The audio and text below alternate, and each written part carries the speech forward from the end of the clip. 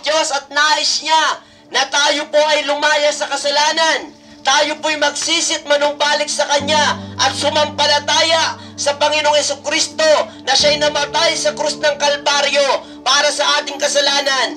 At sa pangatlong araw, siya ay muling nabuhay. Mga kababayan, paniwalaan mo po si Jesus na siya ang Panginoon at tagapagligtas. Taos puso mong tanggapin si Jesus bilang Panginoon at tagapagligtas. Hindi po sa lahat ng panahon ay nandito po tayo sa ibabaw ng mundong ito, sapagkat dumarating ang kamatayan ng biglaan nang hindi natin inaasahan. Alam niyo po, hindi po totoo ang sinasabi ng tao na kapag namatay na ang tao, tapos na daw ang buhay. Hindi, sapagkat mananatiling buhay ang ating kaluluwa na sinasabi ng Hebreo 9:27. Minsan lamang mamamatay ang tao pagkatapos sa iyong paghuhukom.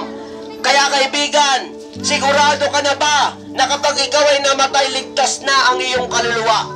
Sa Marcos 8:36, ano ba ang mapapala ng isang tao kung mapa sa kanya man ang lahat ng bagay sa mundong ito, pero mapapahamak naman ang kanyang kaluluwa? Kaya wala pong bagay sa mundong ito ang kayang makapagligtas ng iyong kaluluwa. Hindi kayamanan, hindi religion, hindi pera, hindi ari-arian, hindi kasikatan ang makapagliligtas sa iyo, sapagkat hindi ka kayang iligtas niyan. Isa lang ang tanging makapagliligtas sa iyo, walang iba, ang Panginoong Jesucristo. Kaya nga sinabi ni Jesus sa John 14:6, sumagot si Jesus, ako ang daan, buhay at ang katotohanan, at walang makakarating sa Ama kundi sa pamamagitan ko. Yun ang sinabi ni Jesus. Si Jesus ang daan ng kaligtasan. Bang hindi po ang lahat, buhay ka ngayon, binibigyan ka ng Diyos ng pagkakataon para magsisit manumbalik sa Kanya at sumampalataya sa Panginoong Jesucristo.